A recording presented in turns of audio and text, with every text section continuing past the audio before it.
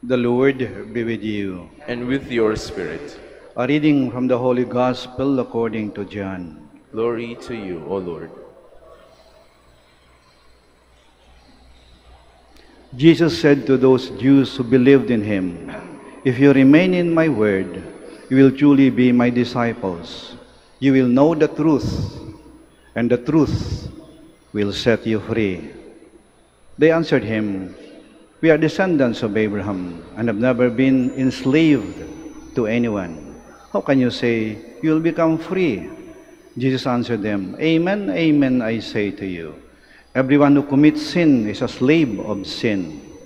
A slave does not remain in a household forever, but the son always remains. So if the son frees you, then you will truly be free. I know that you are descendants of Abraham, but you are trying to kill me because my word has no room among you. I tell you what I have seen in the Father's presence. Then do what you have heard from the Father." They answered and said to him, "Our father is Abraham." And Jesus said to them, "If you were Abraham's children, you would be doing the works of Abraham. But now you are trying to kill me, a man who has told you the truth that I heard from God. Abraham did not do this. You are doing the works of your father." So they said to him, "We are not born of fornication. We have one Father, God."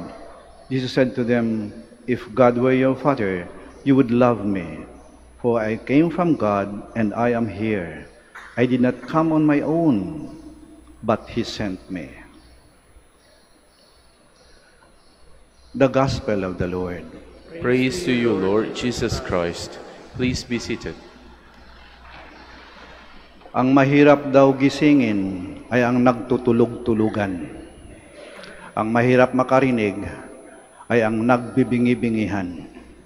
At ang mahirap makakita ay ang nagbubulag-bulagan. Ang tunay na bulag, hindi makakita dahil walang liwanag ang kanyang mga mata. Parang hating gabi lagi. Tayo may mga mata at nakakakita.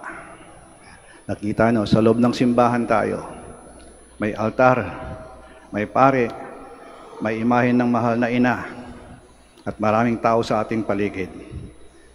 Nakikita ninyo, hindi tayo mga bulag. Pero ang isang taong magbubulag-bulagan, sabihin niya, "Ay, hindi simbahan to, gym to eh.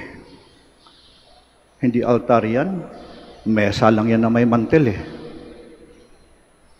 Hindi imahen ng mahal na ina yan, bato, kahoy lang yan eh. Hindi pari yan, panino lang yan eh. Hindi mga tao yan, mapalamuti lang yan eh." Nagbubulag-bulagan.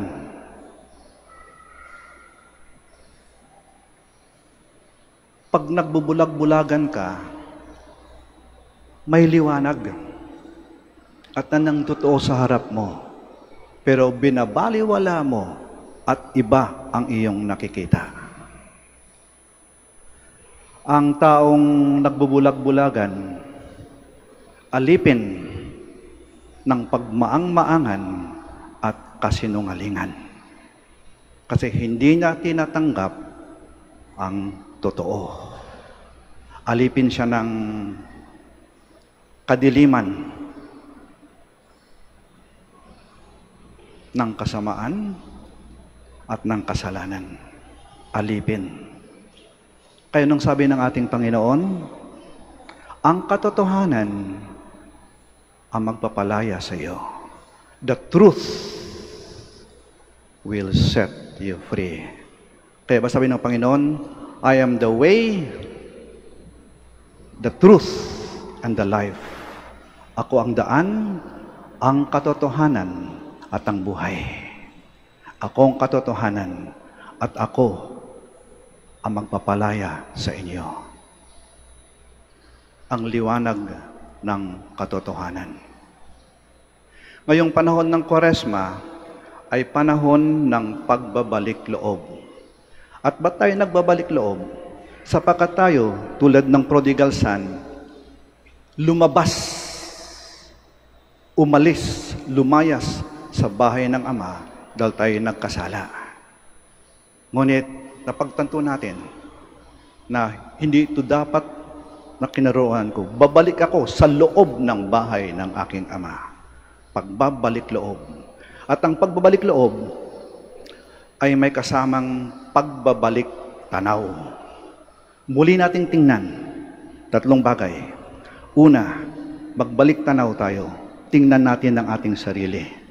Eto ako, tao, marupok, mahina, nagkakasala.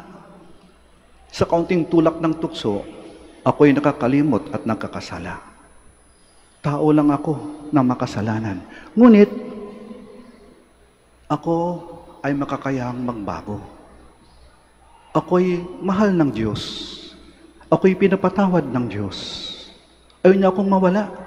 Nais niya akong magligtas. May kakayahan akong magbago. Kahit ako'y tao lamang at makasalanan. Yan ang unang katotohanan na magpapalaya sa atin. Pangalawa, pagbalik tanaw, pagbalik tingin sa mga tao sa ating paligid. Totoo, may mga taong nagmamahal sa atin. Tunay na may malasakit sa atin. Tunay na tumatanggap sa atin. Mga taong ang kalang nais ay ang ating kabutihan at ang ating kaligtasan. Pero may mga tao rin naman na nanakit sa atin. Pinapahirapan tayo. May mga taong kontrabida sa ating buhay. May mga taong dinadala tayo sa kasamaan. Wait, alam natin na sa gitna nito, ang mga taong ito, tulad natin, ay may kakayahan pa ring mamulat at magbago pag makita nila ang liwanag ng katotohanan. At pangatlong, pagbabalik tanaw, pagbalik tingin, tingnan natin kaganapan sa ating paligid. Totoo, maraming mabubuti, magagandang mga bagay. Tulad nito, sa loob ng simbahan, mga taong tulad ninyo, taimtim na nagdadasal, lumalapit sa Diyos, nagpapasalamat sa mahal na ina. Taong may mabuting kalooban, na nag-iisip ng mabuti at gustong gumawa ng mabuti. Pero, may mga tao din namang masasama. Nag-iisip ng masama at gumagawa ng masama. At nakikita natin yan sa ating paligid ngayon. Laganap ang kriminalidad, ang korupsyon, pagsisinungaling, fake news, siraan, batuhan ng dumi at putik. Darating ng eleksyon, talamak na naman ang bentahan at bilihan ng mangboto. Alam natin yan, pero kuminsan, nagbubulag-bulagan lang tayo. Na para bang okay lang? Itong mandaang araw, naranasan natin ang kabastusan at kawalang hiyaan na ginawa at sinabi sa mga kababaihan. Parang okay lang sa iba. Pero hindi. Hindi tayo maaaring magbulag-bulagan eh. Ang tama ay tama at ang mali ay mali. Kaya ba't upang matanggap ang katotohanan, dapat may tapang ka. Matapang ka upang harapin, tanggapin, at ipaglaban ang katotohanan. Ngayon ay araw ng kagitingan. Ginugunita natin ang tapang at kagitingan ng ating mga bayani na pinaglaban ang katotohanan na mahal natin ang ating bayan. Kaya magkasama yan ha. Ang kagitingan at ang katotohanan ay magkakampi.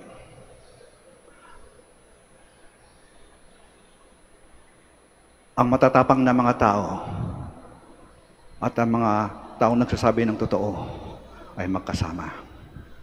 Sa kabilang dako, ang mga sinungaling at mga duwag ay magkasabwat. Hilingin natin sa ating Panginoon at sa ating mahal na ina.